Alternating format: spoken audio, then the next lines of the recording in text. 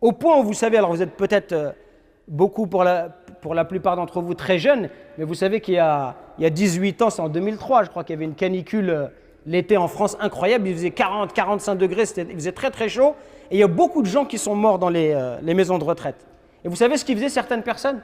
Quand les maisons de retraite les appelaient pour leur dire votre papa ou votre maman elle est décédée, eux ils étaient en vacances.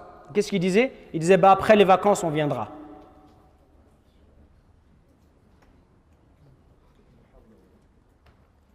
Est-ce que celui qui fait ça, il a un cœur? C'est-à-dire que même pour son père et sa mère, il ne peut pas interrompre ses vacances.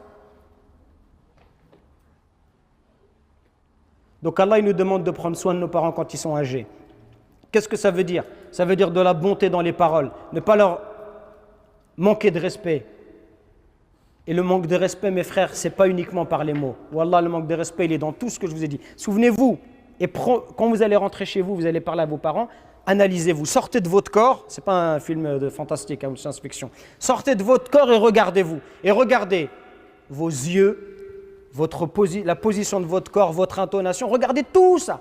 Parce que le manque de respect, il peut être dans tout. Quand tu as ton fils, même s'il ne te parle pas, il te regarde comme ça c'est une manière de regarder son père. Ça, ce n'est pas une manière de regarder son père.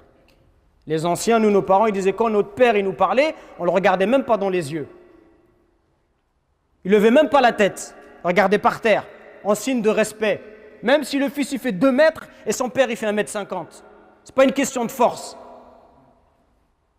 Mais il y a des gens, dès qu'ils commencent à prendre un petit peu, il est parti à la salle, ça y est, il croit que ça lui donne l'autorisation de parler mal, de mal regarder. Donc Allah il te dit, ne leur dis pas, même ça là, tu n'as pas le droit de faire ça. Que dire donc de celui qui dit des paroles, ou qui insulte, ou qui frappe? Parce que c'est une réalité, même si c'est une minorité, c'est des choses qui arrivent. Et Allah il nous demande de manifester notre amour pour eux avec des paroles respectueuses. Est-ce que vous avez déjà dit à vos parents, je t'aime?